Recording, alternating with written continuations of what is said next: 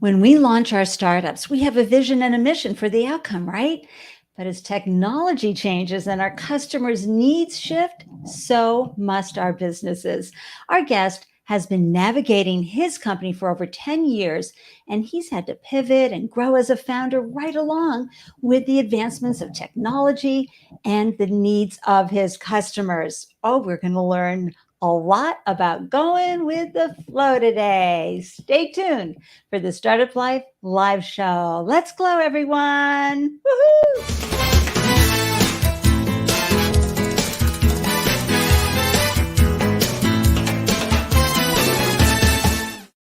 Hello and welcome to the Startup Life live show. I'm your host, Ande Lyons, 4 times founder and startup champion to founders around the world. And after raising 4 businesses of my own, I got a really good idea of what you're crawling through every single day. I mean, one minute you're popping the champagne, the next minute you're crying in it. It could be a disaster in the first half of the day, and then the rest of the day is like, spectacular. So I'm truly grateful that you carved out time to tune in and up your founder game, because as you do better as a founder, your startup will do better. And that's all part of our growing. This is why you always win with entrepreneurship. Okay, you're always growing and diving deeper into your role as a founder. For those of you who are tuning in live, I'm blowing kisses to you. So grateful you're tuning in here. And for the replay viewers, you're the best. And podcast listeners, gosh, I'm always so grateful that you've tuned in as well. Wherever you are, know that I'm with you there in spirit. If you are tuning in via YouTube today, I would love if you clicked that like button. This way we can reach more people. And if you haven't done so already, please click that subscribe button and the bell. Hooray! And if you haven't joined the Startup Life Live meetup group, I invite you to do so. Here's the URL or the QR code. Links are in the show notes, everybody. At the meetup group, you're going to get a full deep dive into each guest that I have on the show. And you may find one that is in alignment with you, or somebody you want to specifically meet while we're live or learn from. So please join the Startup Life Live meetup group. Okay. We got some handylicious announcements for you today. And I always start off with the one and only Arlen's Academy. You've got to hop on over there if you haven't. And maybe you've been thinking about it, because I keep mentioning first thing, because she is always uploading new pieces of advice and everything you need to have a successful journey as a founder. And she just always knows who's in the know, and she grabs phenomenal people, and you'll learn. Also, I want to share with you this incredible opportunity happening right now, Think in Color 2022, presented by Thinkific. And here's the scoop. The folks at Thinkific want you to get the best start with your business. So they're having a great event on July 27th. Registration is free, and it's all about helping you build and grow and develop community and product strategy and more. They're terrific folks. And I don't know if you guys play around with or know about the Black Girls Ventures, but they are having a wonderful pitch event, and they love to provide help. So please go visit them. They promise to take you, women of color, to help your business get to another level. And they're so generous with everything they do. And here's a really cool thing going on. So Jason Calacanis, right? He's founder University. He has this really cool 12-week course to help you build an MVP and get your first users. It's $750, okay? But Jason says if you show up each week and actually create an MVP, going to refund that entire amount. I got to tell you, this is a great opportunity. Hop on over to course.founder.university to learn more.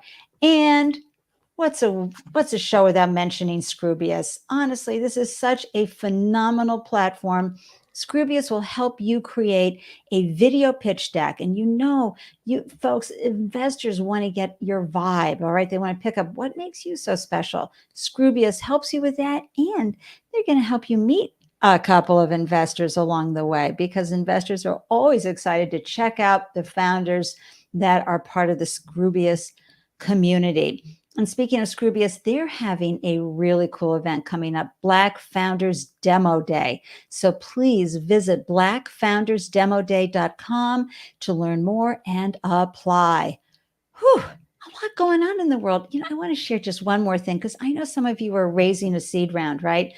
And one of our favorite VC firms, Hustle Fund, their general partner here, Elizabeth Yen, she created this great document called How to Raise a Seed Round. Seriously, it's the nuts and bolts. And you can see right here for what they say. We were founders before we sold out and became VCs. So we know how amazing and terrible startup life is. So please visit bit.ly/capital A, capital A, capital E, and lowercase Elizabeth, uppercase YN, and visit hustlefund.vc, an incredible group of folks. Now, I just want to give everybody a big founder hug, and please remind you that you are doing the best, that you are strong enough to do this, and be sure to get peer support.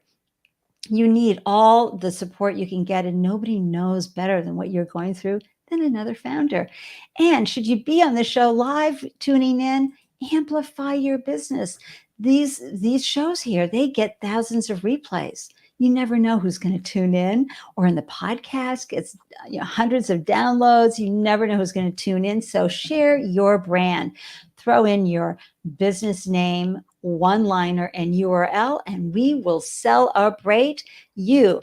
And as you know from watching other shows or tuning in on the podcast, we learn a lot when folks pop in some questions. So if you have any questions, we would love to hear from you.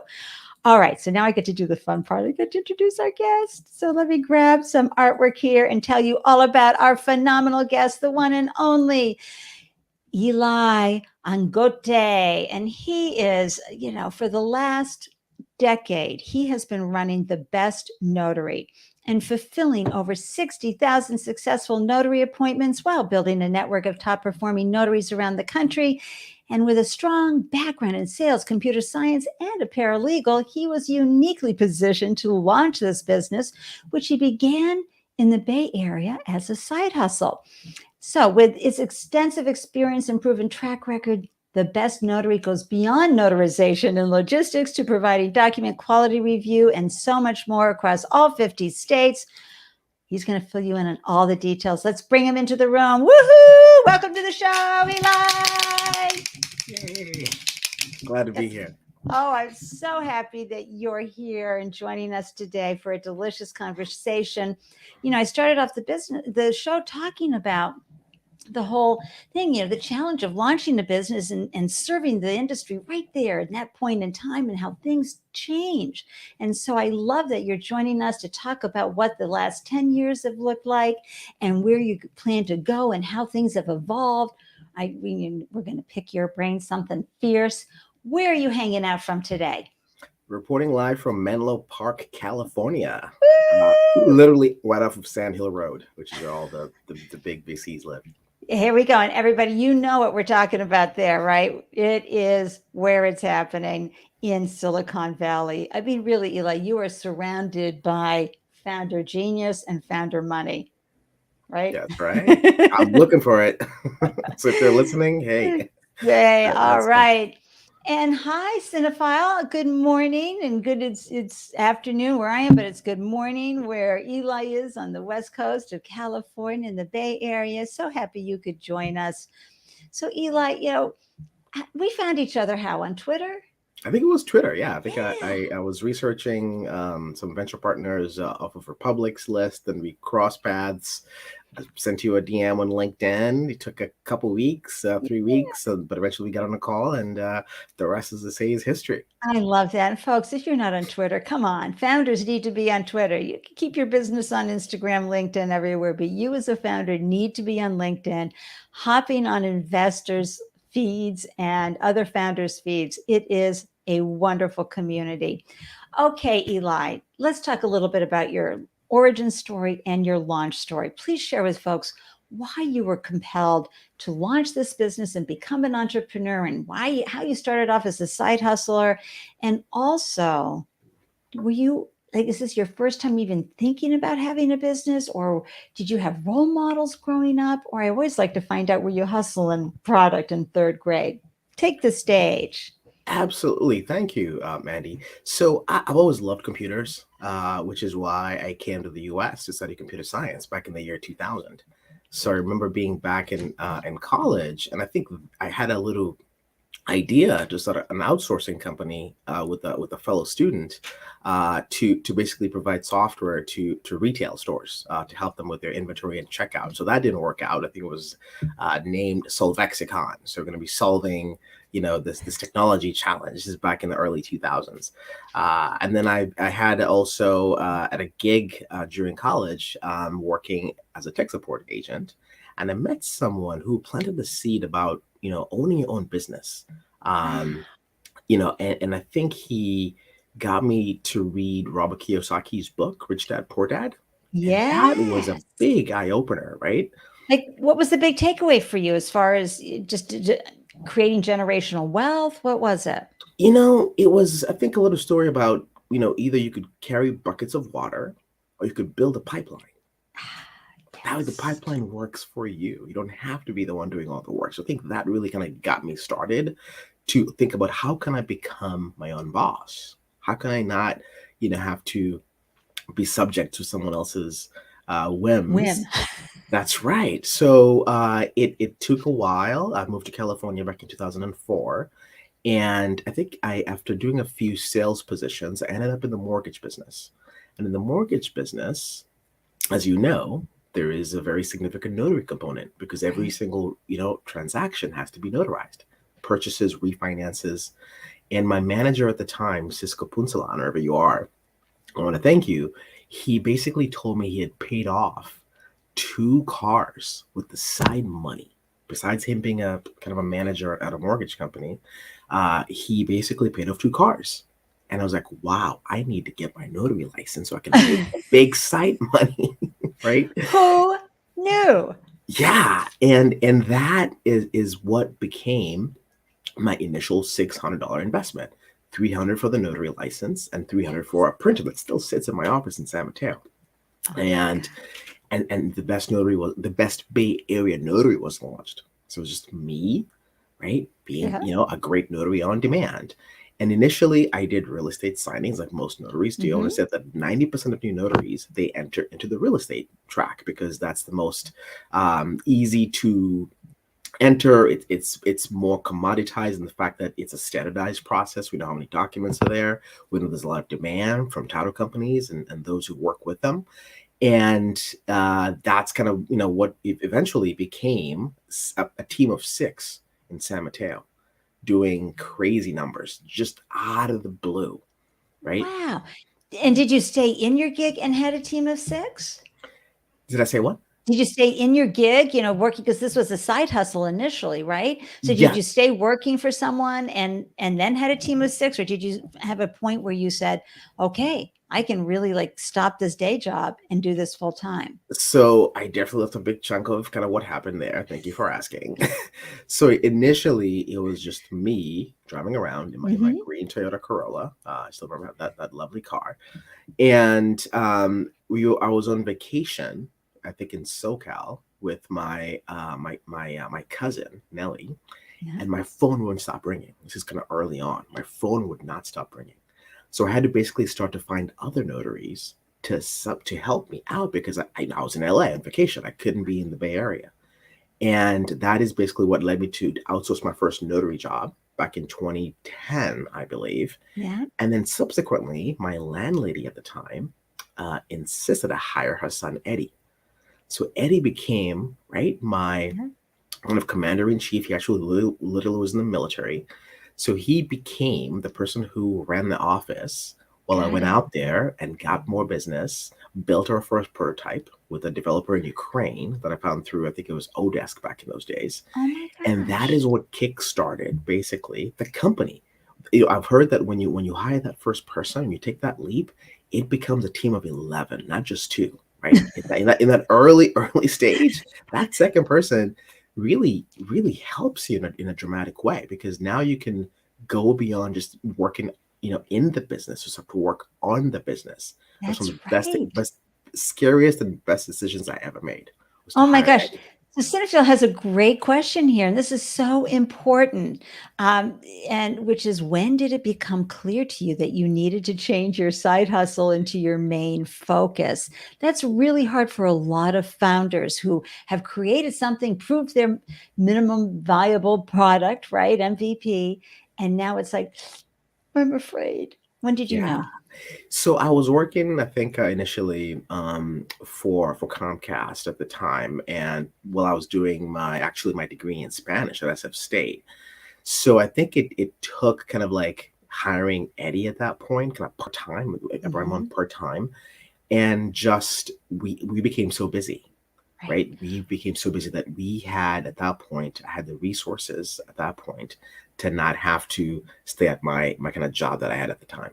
right. So, and also, I think also, I did get laid off a couple of times in between. So In there were between. periods where I was just going to school and not working. Right. So it took kind of like this explosion of our business. So we had enough clients, enough revenue that I could go ahead and stop working for someone else. Well, and also, and to Cinefield's point, that you also, there's this transition, folks, that happens when you realize you need to leave your employee state of mind behind and step fully into a business owner state of mind, a founder state of mind. And that sometimes can be a transition that's a little hard to make, because we're so used to meeting deadlines and commitments and deliverables for someone else. And all of a sudden, we need to do that for ourselves. And as you said, not just working in the business, but all of a sudden stepping out and working on the business. Exactly. Oh my gosh, that's so big. I want to say hi to one of my favorite podcast hosts and gal about town who's got lots to say, brand ambassador, hard hat wearing, and building inspector. She does it all. It's the one and only Mia Voss skating in here, folks.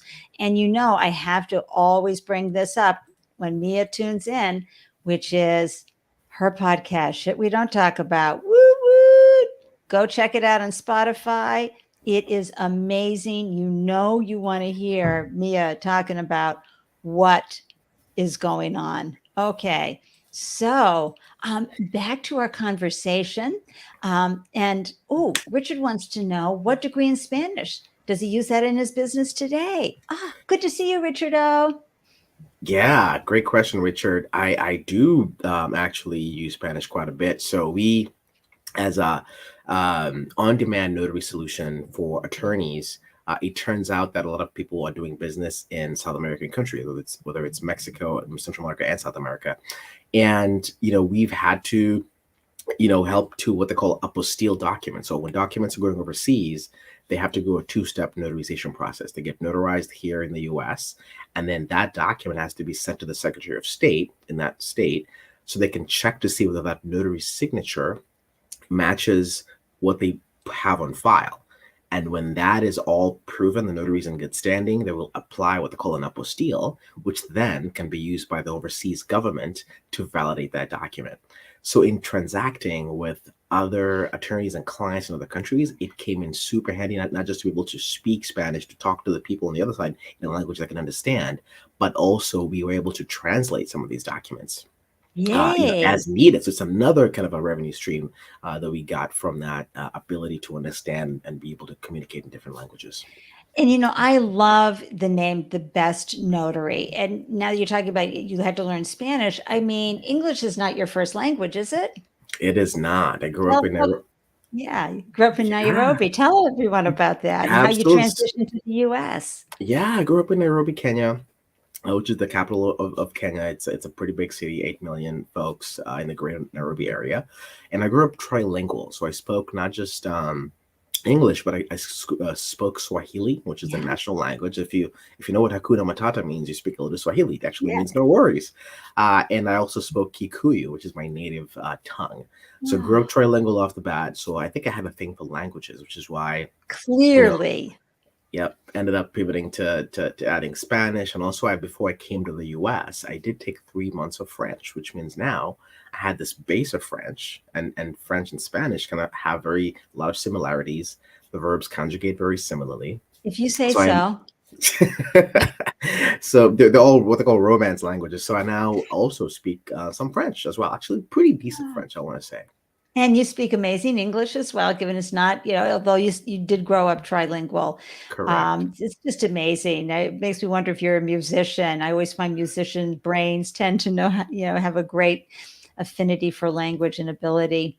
Yeah. So this is, so now you're starting to see the revenue streams are happening, and you've got Eddie, or that you've brought Yeah. on. Eddie Ruiz was Yeah. my kind of my first hire. He brought in his friend Christine. She was a bit of an artist, so she did some of our early logos actually before we kind of rebranded. So she was amazing, and also helped out. And then I think they brought their another friend, Chris.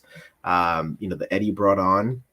And then eventually, we hired some of the notaries we worked with. Right. Joe was one of our early hires, who was one of our contracted notaries. Liked him so much that like, you know what, come on in, work for us. So that's kind of how it just happened pretty organically. There was really no plan. It was all just going with the flow, as they say. And so I've got to ask you, because it's California, and I had a .com in California, and the minute I did that, I hired a really great HR consultant. As you were onboarding folks, did they come on as employees at will? How did you manage that team acquisition? Because, this is going to be a new area for you as a startup founder. Absolutely. I think I just went ahead and hired them W-2 because they're Okay. working, in the office under my direction. Yeah. So W-2, either part-time or eventually full-time. And just, QuickBooks Online, just, with there's an HR component that it has. The Yep. Yep. payroll version has an HR component. So, I did my W-4s and my I-9s, which actually became a product line of ours down the road. Oh my gosh. So yeah.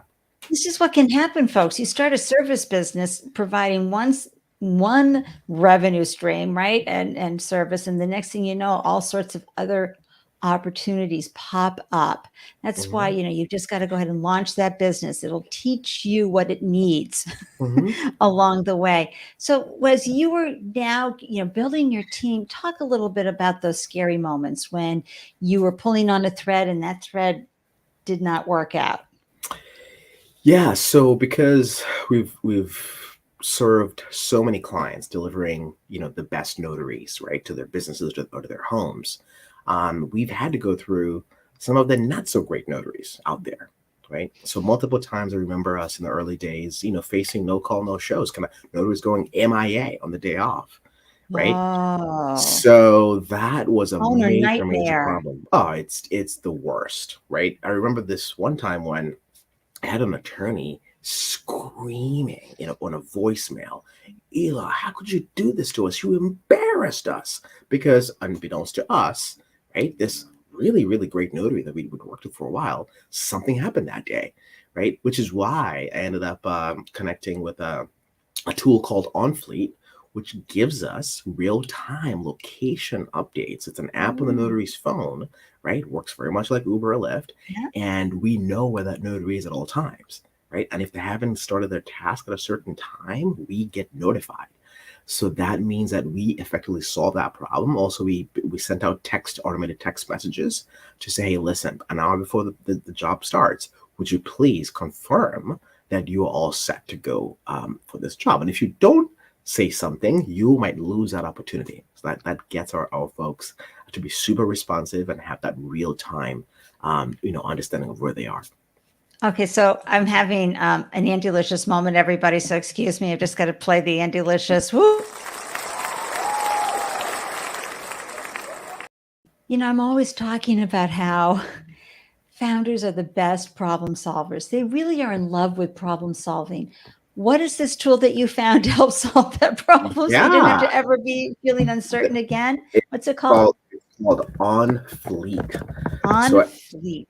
So I think what happened is I was my co-founder Stephanie was having some medications delivered, and she got these texts, And if you click on one of those links in the text, you see a little map and you see where the driver is, right? Yeah. And how much time until they arrive.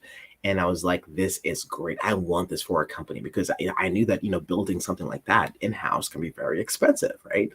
So on Fleet, for what, $400, they have this amazing tool that can let you manage your entire fleet of delivery folks, or in our case, notaries, or other folks that are on the ground doing logistical stuff. All the, very simple solution. They have a great API which connects to Zapier and what they call Make, and it's all low code, no code, which made it super super handy for us to kickstart before we end Oh, up, of course, building our own stack. this is so important. Seriously. I gotta say, Cetaphil or File, you have some great questions. Can we bring up a few, Eli? Of I'm course. I'm gonna I'm gonna have you read this one. So is that business mindset something you had when you were younger? Was that book a catalyst for you in terms of opening your eyes? So those rich man, poor man, Yes, maybe. huge, right? I think I always had ambition. I think that's kind of was innate in some ways, that I kind of Yeah. always wanted to kind of do my thing. I think initially I was on track to be a pilot. It's kind of how I started, as when I was actually right after high school, and I did go up in the air and do a few flights. My biological father actually was a fighter pilot. So I think I once met Ann Hyatt, who is was the chief of staff, or the EA to Jeff Bezos. I can say that now, because she speaks. And her father also, was a fighter pilot. So what she says was, I have jet fuel in my veins, and I think I can relate to that, right? That when I dive into something, I typically go fully into it, kind of, all out, which is why in 2016, I ran and finished my first marathon, right, in 5 hours and 25 minutes. So I think there is an intensity that is great for being an entrepreneur, because it's an all or nothing game in many ways. And I find that the folks who succeed are the ones who are almost obsessive about their businesses and being great. It is the truth. It is absolutely the truth. Not at the expense of your health, folks, because you can get, or relationships, because you can get super hyper focused, right, Eli? Yes, yes. Ooh, Yes, I have been married twice and divorced twice, so wow. there could be a correlation. Could be. It's not easy. I agree, Cinephile. It is jet fuel in his veins. That I'm going to be using that quote big time.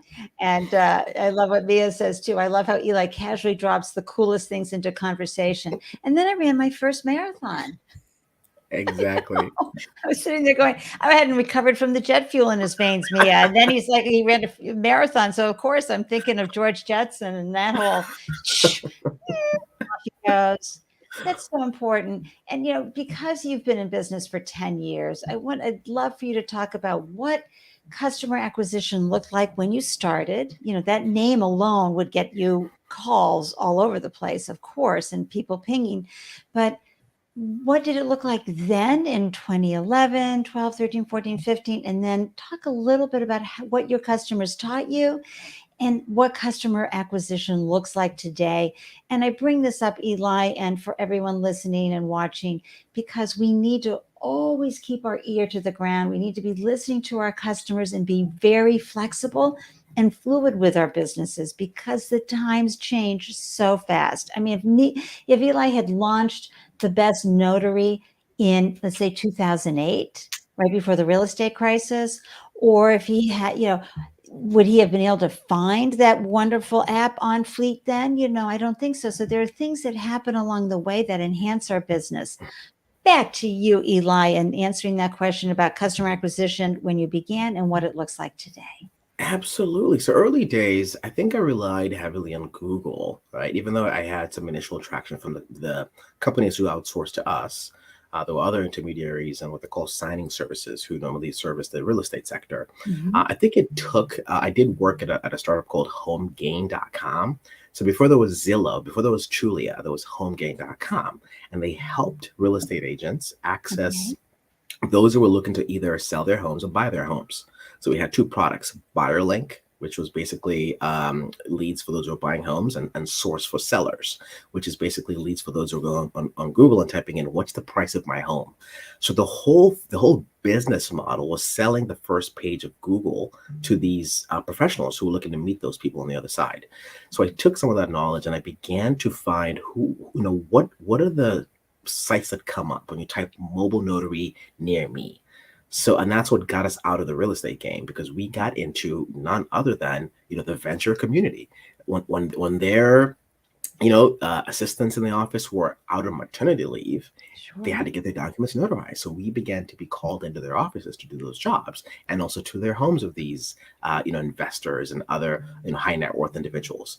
And that became initially kind of like our first kind of like segue, like I said, out of real estate and into the kind of greater, individual notary market, and then also into the legal kind of field. I've also found that there's a company called 123notary.com, ran by a gentleman named Jeremy, and we were able to lease spots on his nationwide, page, where he would get tons of traffic. He had incredible SEO juice. Instead of me building out on my own, I just paid him to get, ranking on his list of vetted notaries. So that was a huge driver for our business. I think in 1 year, we got about 80% of our business from 123 Notary. And then, of course, those folks, became, they referred us to some of their friends and their colleagues. And that gave us the framework to discover and iterate into the solution we are today. Because you were regional, basically. You were the Bay Area, right? In the beginning. And so when did you start going out of state? When did you start going out of the region? What did that look like? Yeah, so I had seen other signing services, which is once again the folks who work with notaries in real estate. Some of them, one company I remember as specifically, said in their tagline, doing business in all 50 states. So I figured, you know what, I can do that too, right? Because all we do is we connect folks to notaries, and notaries are contractors. So that was one of I think the biggest mistakes and one of the best things that I did for the company, because we basically at that point went on this steep learning curve of how to, schedule and manage appointments in places that we had no idea what we're getting into. In Seattle, right, you asked a notary to do a job, and they would quote us these outrageous fees that were basically, loss leaders for us, because there was sometimes a ferry involved to get to a particular location. We didn't know that because we're sitting in the Bay Area.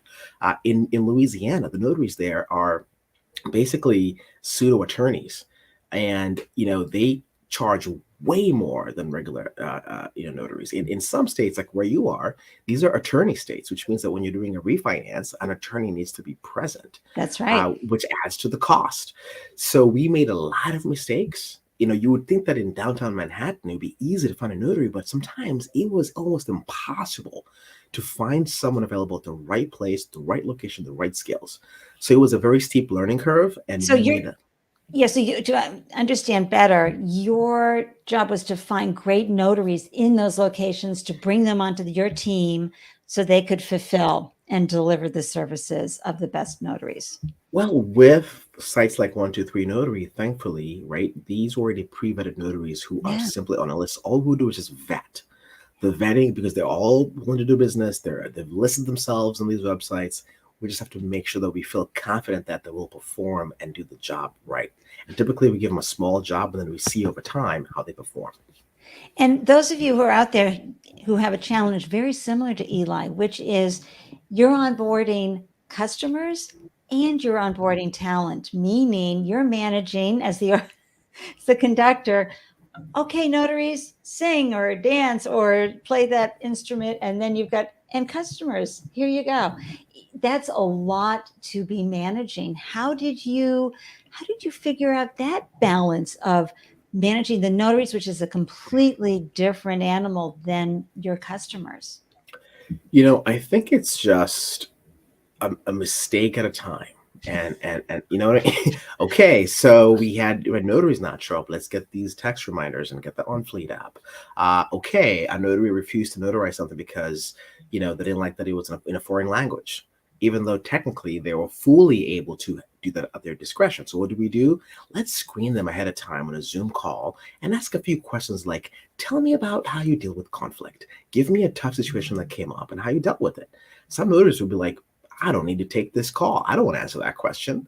Thank you very much. Not a great fit for our team and our culture. So it took a lot of, honestly, just feedback from our clients. One time we had a client who texted us and said, never use this notary again. We're like, what happened? Well, after the signing, he sent me a text saying, hey, want to get coffee? Roar, RAWR, right? Ruh-roh. So that was the end of that relationship.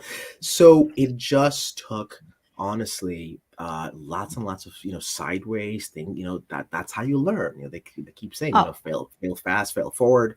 And that's how we built, a Rolodex of the best notaries in the game.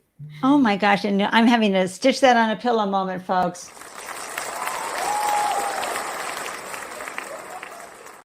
I'm going to paraphrase Eli's wonderful comment, which is succeeding one mistake at a time, That's right. right? That Absolutely. is so wonderful. It's that feeling forward, but really, folks, this is why you want to make those mistakes. I was sharing with someone the other day who wanted to host a live show. I go, you have to remember each show you're going to go, oh, that, I won't have to do that again because I learned from that mistake. There's always something you're going to learn from.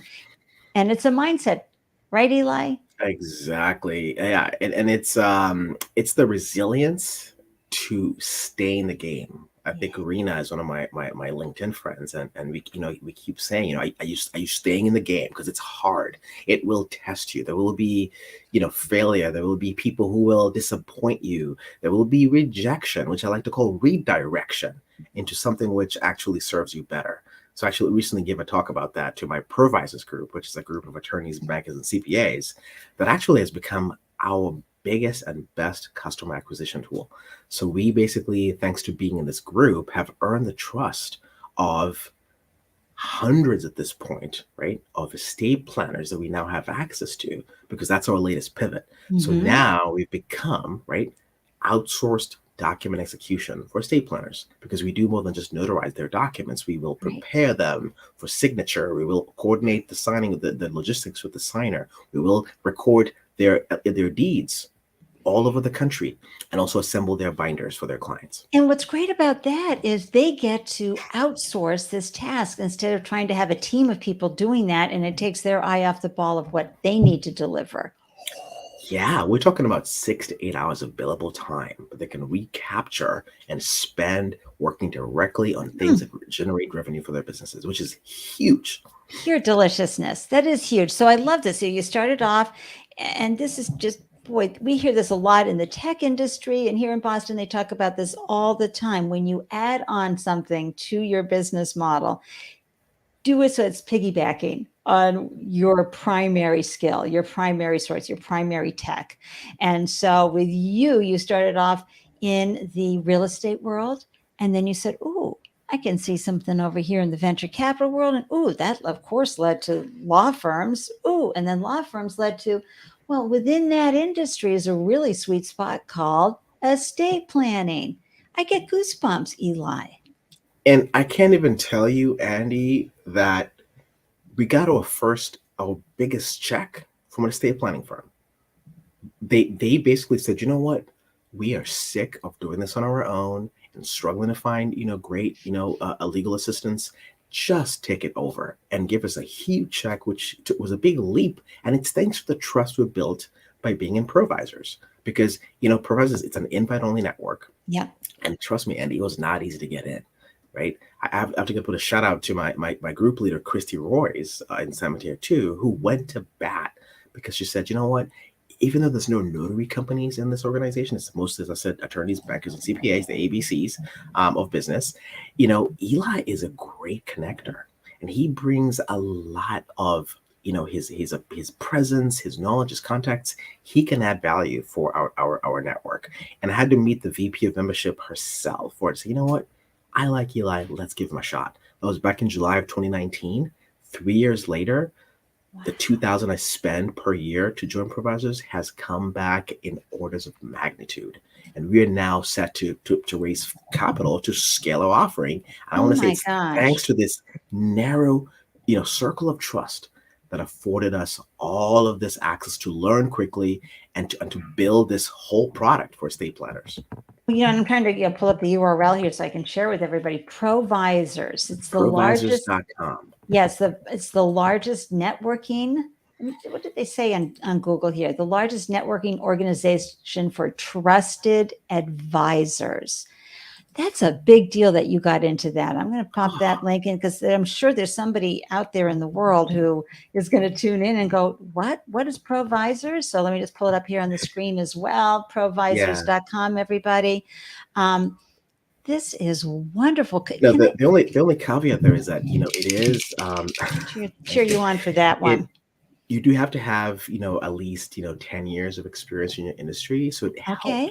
it helped that I had significant industry experience, Right. and also that I found my way to it. I found somebody who was willing to kind of like vouch for me, because you got to be vouched for Yeah. to get in. So that was huge. So build relationships, get out there, network, as Andy was saying, connect with people.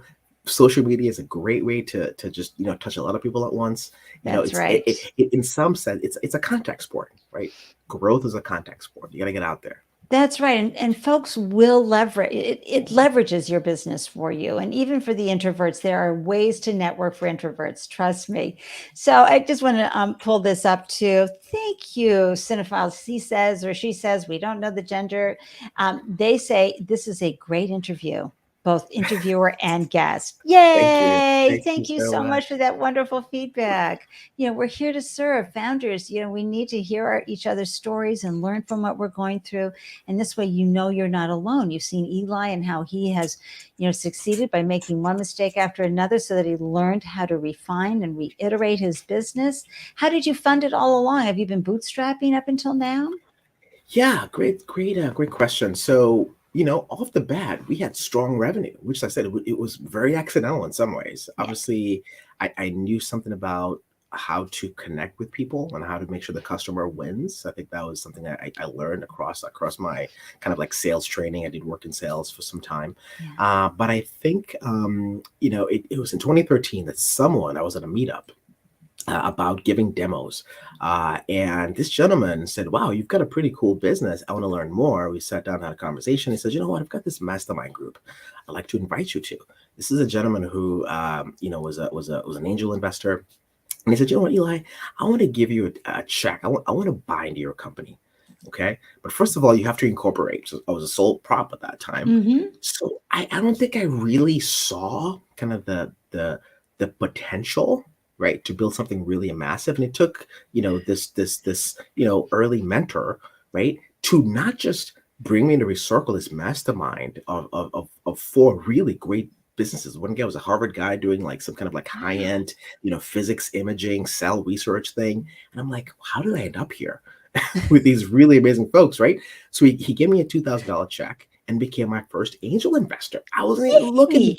raise, right? Yay. And I And folks, became, yeah, $2,000 creates a lot. You can leverage that money and get a huge return on that. Right, Eli? that's what it took to join Provisors, $2,000 Yay. from another angel investor named Jens, who is out of Connecticut. So Jens was an organizational psychologist, just met on LinkedIn, became friends, and he said, "Eli, I'm gonna coach you about strategy and culture for your company," because I think he consulted with the Ritz-Carlton at some point, and he said, the culture there is that it's ladies and gentlemen serving other ladies and gentlemen. And he said, "Eli, your company is very similar, right?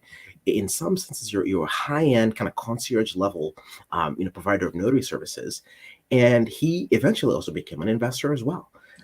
So it just took this like me reaching out, pinging him, and saying, "Hey, I saw you like my post," to an initial free consulting that took place Wow. over 3-4 months. We went into a deep dive of what's called SWOT analysis: strengths, weaknesses, opportunities, and threats, Yeah. in a very deep way, and how to basically protect yourself from the threats, and how to innovate around some of the other challenges. And he, I think, cut the check that got me into Provisors. He said, "I don't have a lot of money, but here's my little contribution," right? And that is what Oh, unlocked, which now I want to say is hundreds of thousands, yes. in hard revenue, and also the learning that comes with such unprecedented exposure. This is what is so important. Again, folks, making those connections. I know it can be a little scary. Try it, fail forward.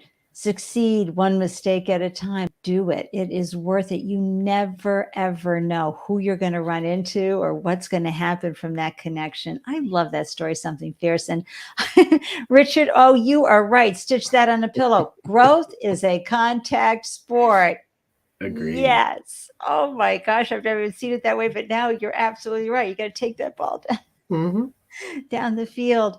And so now that you have some perspective and you've been able to see your company and how it's grown, and now you're getting a new vision for it, where do you see the Best Notary going forward? Are you going to keep the name? Are you thinking about having different types of services? Share with us.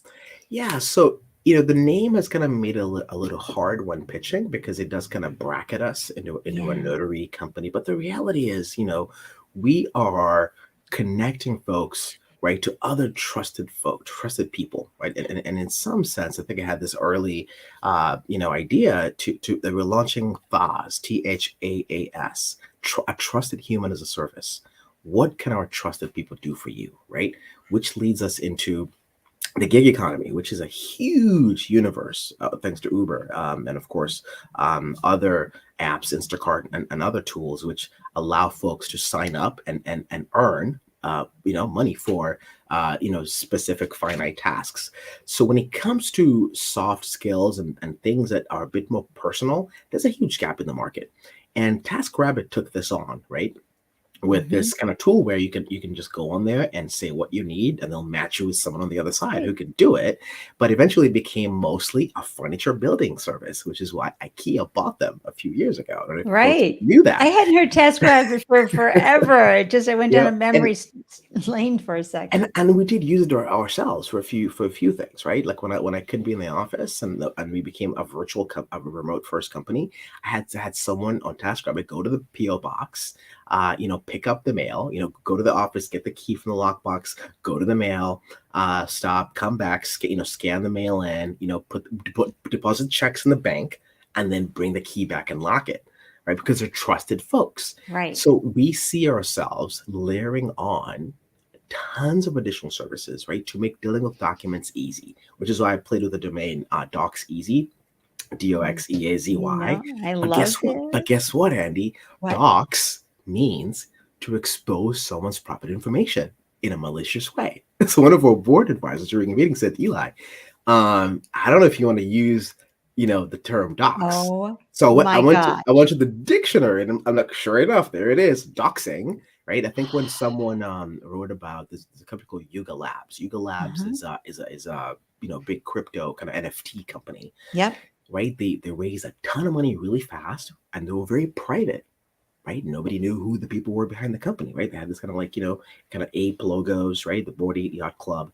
So a reporter, did some sleuthing and found out who it was, and said, hey, this is the person who started this company, and they were really upset. So this reporter ended up getting doxxed, which means that someone exposed her very personal information and put that on the internet, address, home address. So it's not the greatest thing. So now we might have to be back to the drawing board. That's And okay. And we have to say a thank you to the angels around for yeah, preventing that, because you could have been all in because it made sense. yeah, which is why it's Oh, good to talk to people early right. on. What do you think of this new direction, right? So we're going to be iterating on this kind of easy button for your documents play, because Yeah. that's what we want to do, right? If it pertains to a document, printing, scanning, pickup, drop off, notarization, apostille, anything that ties, giving the document to someone else, access to someone else. We want it to be a simple QR code, an Yes. app on your phone, hit a button, and the document operation, wherever it is done for you, right? Oh, Either in person or remotely. yeah. So yes, there's DocuSign, yes, there's all of these tools out there, Dropbox, Box, they're all a little quirky, all a little different. So we want to be the layer that sits on top of them and just makes it super easy to do whatever you need to do. That's what I see us kind of getting into in the next 10 plus years. And I love that. And because, some people wouldn't do it. They said, well, there's LegalZoom, there's DocSign, there's all of these other folks out there. And I'm going to say this as I always do, everyone. Remember the bread aisle. Okay. You walk down the bread aisle, There's always new brands. Everybody's having a happy time and making folks happy. You Mhm. can do the same thing because, Eli, what you're bringing is my new favorite word, FAS, Mhm. trusted human as a service. That's right. What can't we do for you, right? Right, For the right right. price at the right location, we can make it happen. And Eli, you bring up a good point because pricing. How does one find the right price? Where do you find, especially when you're working in 50 different states, you're going to get more for a service in New York, Boston, San Francisco than you would maybe in Cleveland. I don't know. How did you come up with pricing for all of your services? Andy, it's by getting beat up, by charging too little, right? So in the beginning, I think most companies, people are really afraid to alienate the customer. They're Yeah, afraid if I charge more than the person down, which is what I did. My first thought, I'm like, what are other notaries charging for like a regular notary appointment, right? Ooh, $60. You know what? I'm going to charge $85 because I'm a little bit more because I am a company. I have overhead, that's right? right. Guess what? Absolutely terrible idea. Why? Right? We didn't have the automation necessary and the technology necessary, right, to work at such thin margins back in the days. And I was just a regular small business, right? Oh I just boy. hung on my shingle. So big mistake, which is why in 2000 and I think 16 or so, we almost went out of business because we're doing really well. We had Yeah. a client who was spending $20,000 a month with us, right? But they kept hitting us on price because, hey, we're a high volume client. Please, can you discount some more, right? So at Yeah. that point, the spread was too thin, and we were literally slow. It was a slow bleed to death. Another big mistake, I didn't have good bookkeeping and good accounting early on, right? I'm just gonna keep punting that expense, right? And that really cost us huge because when we lost this big customer, right? We were kind of, had this float we were carrying. So that was basically a near death experience for us. Yeah. And Yeah. and it took that to realize, what, we have to charge more. And also sadly, we had to leave the B2C space and go directly to B2B. Yep. And I remember the fights, during kind of advisory board meetings. I'm like, no, we can do both. There's a bunch of high end folks. It ended up just being not sustainable because I think it was like 2% of our customers were bringing 60% of the revenue. The numbers I'll never forget. So even though, it was a lot of volume from individuals, the margins weren't there, which Right. is why if you listen to Andrew Chen, has a great book I would recommend called The Cold Start Problem. It's how to build networks. So Andrew Chen Say that was again. the cold start problem. Okay. Uh, I'll have the it's link, everybody, in the show notes. it's a book about network effects, which is what we hear when people are pitching. They say, well, my business has network effects. There are these, elements of the business Yeah. which lead to, a certain segment of customers referring and connecting us to another set of customers. So it turns out that, in estate planning, right, there are these compounded network effects because estate planners work with financial advisors and wealth managers, which is another big kind of vertical that we serve. And it turns out that it also connects to insurance, which has other nexus. So it's that fact also that attorneys refer to each other, just they Absolutely. love to live in groups and packs, they're watching closer to see what are the other attorneys doing, right? So the bar associations, which of course have other kinds of attorneys, like family law attorneys, and of course they talk to litigators. So it just Oh, the means word of that mouth is exponential. we haven't had to spend money on marketing when it comes to estate planning, which is why, right? I'm surprised VCs are not throwing money at us because, right, in Yeah. essence, we've got this kind of like built-in moat, which is the relationships and trust.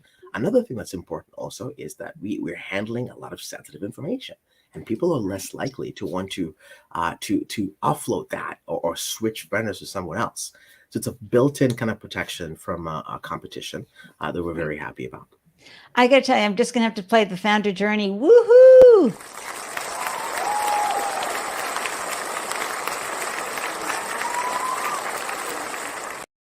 That's a long clap, folks. And here's why, and a lot of woohoos.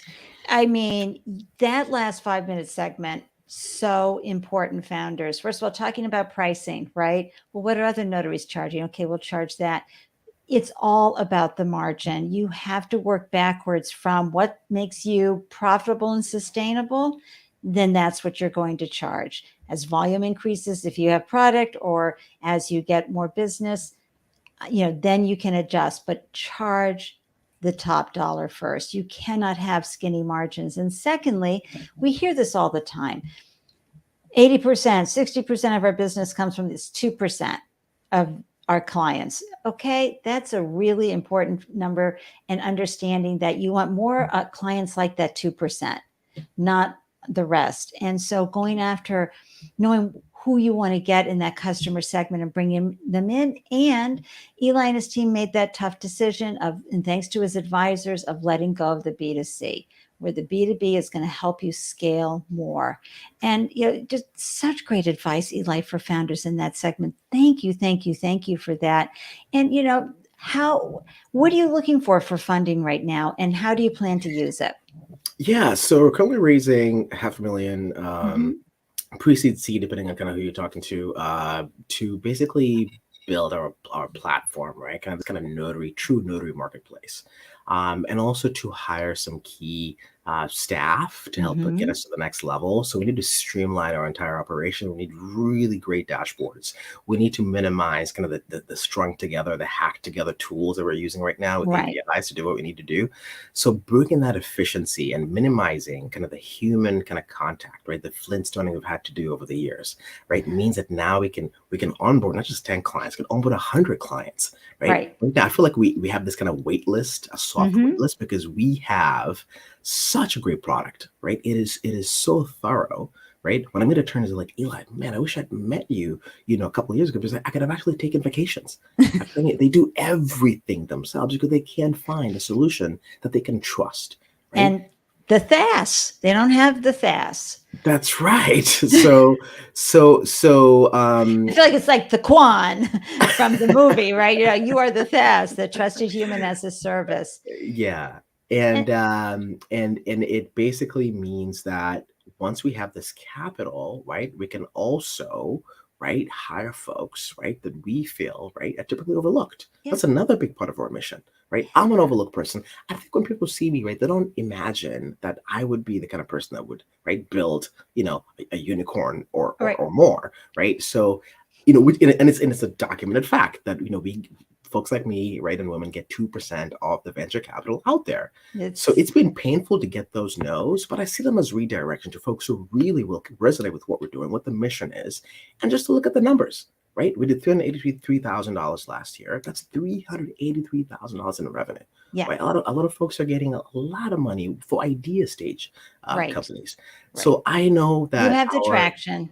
We've got the traction. We've got the domain expertise, right? Yeah. My co-founder Stephanie, has 20 years of building, organizations. She's been at a major hospital, children's hospital in Oakland, overseeing a $20 million budget. Oh yeah. So she's a great compliment. She reins me in because she's more kind of like, brass tacks. What do we need to do, right? And I'm the kind of visionary thinking about putting, estate planning documents on the blockchain, right, for true decentralized access and custody, so that when people pass away, they wouldn't have to go through all of the mountain of paperwork to the probate process. So we want to automate that, put some smart contracts in there to make life really easy for estate planners and families. Right, and I'm sure you're able to show how that exponentially increases the scalability, and the investors can get their 2x to 10x back over a certain period of time, which is what they're looking for.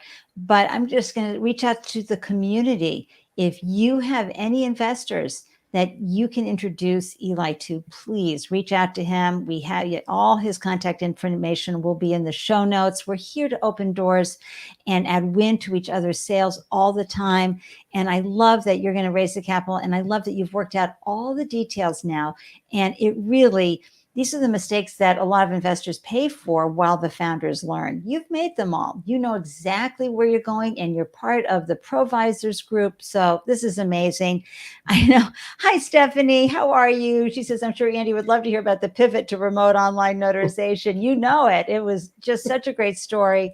And no, it's not always easy, right? Women and people of color and our LGBTQ plus communities and our disabled founders are having such a hard time when really they are innovation. They need to be synonymous with innovation because they've had to figure things out with some pretty deep obstacles and handicaps going on. And I laughed out loud too, Cinephile, when I heard Flintstoning.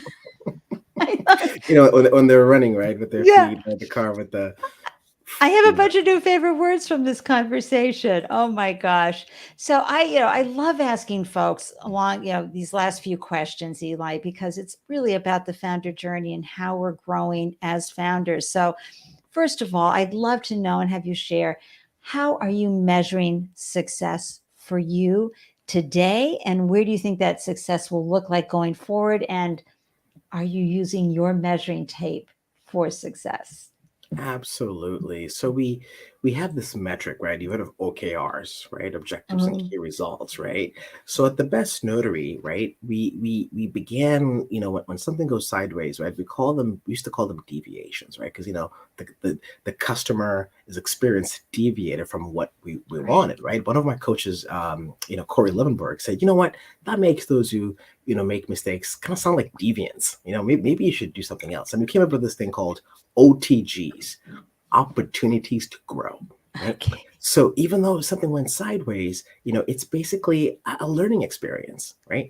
So we want to keep that number not to be at 100 a month, but maybe somewhere, in the low teens, because it means that we're learning, but also these are minor OTGs that don't impact our customers, because we catch things when they go south. So that's one way we measure success internally, right? And of course, revenue is always great, and profitability is something that we will be doing kind of once we raise capital and scale for some time.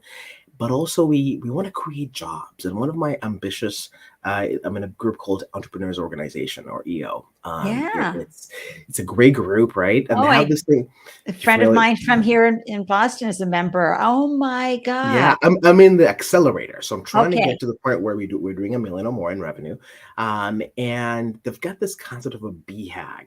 A BHAG, or a BHAG is a big, hairy, audacious goal. Yeah. So for us, we want to create 1,000 jobs in the next 10 years that pay $100,000 or more.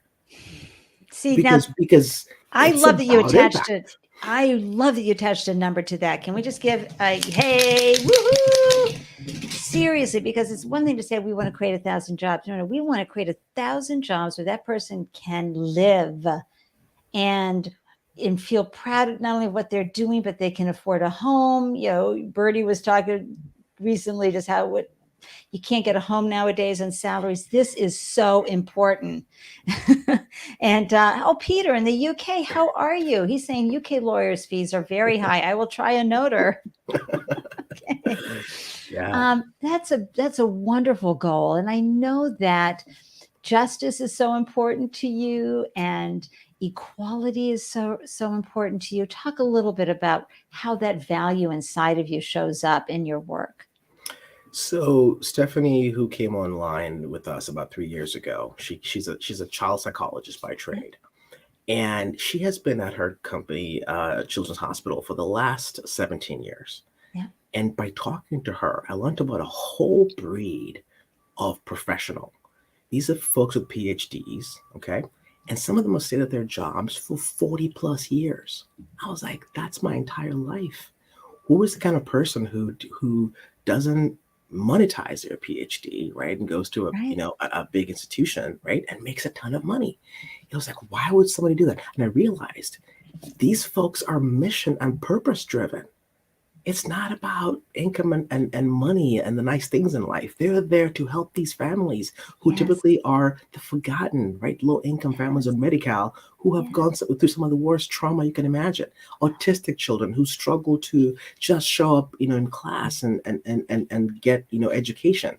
So it took, I think, Stephanie stepping into my life. Her grandfather, right, is known as the father of fundraising. Hank Rosso passed away back in 2000. So she grew up with this just heart for service and caring for the community. She dedicated her life to serving kids who have been, traumatized and have gone through challenges. And like, wait, I need, what's my why? Why am I doing this work? And that's when kind of we merged, let's do well, right? But let's do good at the same time. So basically, I want us to hire a lot of these folks who are rock stars, who are overlooked because they're neurodiverse, the stay-at-home moms, those who've done time in the penal system. She brought that front and center, right, into our basically a slide in our pitch deck, right, that we want to become a zebra company, right? Unicorns are all white, but zebras come in all stripes. So we want to bring in folks from, the areas of life that, are typically on the margins. So I am super grateful that Stephanie came on board because she really How did you meet gave Stephanie? purpose. Hi, Stephanie. Thank you for commenting. Yeah. So we met through mutual friends. And the Okay. connection was that she was using Toyota Lean principles to improve her psychology services, their medical record. They use something called Epic to manage, right, customer data. And she's really great at wrangling people together, right, overcoming, that friction that comes with change, right? She's a great communicator, right? She knows how to get down and get things done and hold the big picture and be super soft and empathetic about it because that's her training. She's a psychologist. So it's like, Stephanie, I know you've been there for a while, but I think you need to come work with us and do something cool that's going to touch a lot more people. And that's how I got her to Yay. Great decision, Stephanie. I'm sure you're just going in so many wonderful new places and spaces internally as well as externally. I love, love, love that for you. And please be sure to check out Defy Ventures if you want to hire or work with folks formerly incarcerated. And also I was thinking there's a company out of the UK called Get a Clue. And Get a Clue is about getting jobs for our disabled folks, whether they're neurodivergent or physically challenged and everything in between. They're on the spectrum, they're not, they have an illness. They are very capable people. And the problem is not that they're, quote, disabled. The problem is that they are, the access is not there for our disabled folks. So we have to do a better job of having the access for them. And so I'm just so excited for everything you're doing. You've been at this for 10 years now. How has entrepreneurship served you both personally and professionally? This has been the single most amazing leadership training I have ever had, right? Everyone is looking at me. They're watching what I'm doing. Am I on time to meetings? Am I late to meetings? Am I saying something and then doing something else? I have never been held more accountable, not just by Stephanie, my co-founder, but my entire team. Now we're at 12 folks around the globe, right? We have folks in the Philippines, we have Kenya, we have Colombia, we have Virginia. And I think, I'm now reading a book called The 5 Dysfunctions of a Team by Pat Lencioni. Yes, I just highly recommend that book, right? Because everything is based on trust, right? Without the trust, you can't have healthy conflict. Without healthy conflict and challenging people, right? You can't, hold them accountable. And if you can't hold them accountable, then you can't have this commitment to a goal, right? And if you're not committed, then you're not going to pay attention to results, to the numbers that define, like as we said, the numbers that define the business and how well you're doing. So it's been very humbling, honestly, to just see just the trauma that I've had to challenge, right? I grew up with a single mom. My biological father will still not talk to me, which is the whole other story. But I think, it's by my strong kind of spiritual practice. I meditate every single day, right?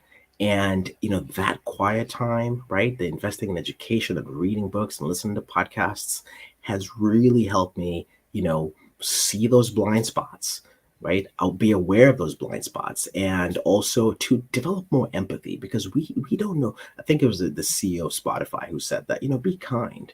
You don't know what others are going through. So I try to bring that compassion into my team, our clients, our notaries, right? We give someone that second chance, right? Don't kind of write them off when they first fail or do something that wasn't according to plan. And also, like, can I just be resilient, right? You've got to stay in the game eventually to see those great things happen, right? If I hadn't stayed, held on through those crazy difficult moments, we wouldn't be here to be able to then to offer hope and a chance to so many other people out there. I love that. And from your story today, Eli, I can see how entrepreneurship has served you, right? I can see the growth in you as a human, as well as a professional, as a founder who's nailing it and figuring it out and being resilient along the way. You have grown exponentially as well. And that's the best reason for entrepreneurship, folks. You become a better human and you're able to do well in the world and do good in the world at the same time. I am so grateful that you joined me today for this delicious conversation and shared your wisdom with and your mistakes with the Startup Life Live community. Any last thoughts before I pop you into the green room? Yeah, I just want to thank you, Andy, for giving us a shot. What you're doing is so valuable.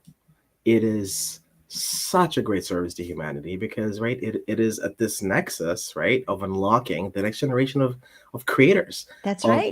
of leaders. So thank you so much. I'm so grateful. And to everyone out there who's struggling, right, just digging a little deeper, right, and try to stay in the game because that's what's Right. going to help you to cross over into the next evolution of whatever it is you're trying to build. Exactly. And keep people around you who know that you can do it. Right, Absolutely. that don't sit there and Absolutely. wring hands with you and cry with you. You want the ones that go, I know you're going to figure this Yeah. out. Just Yeah. like you figured it out, Eli. You are an inspiration to all of us. Thank you so much for joining us today.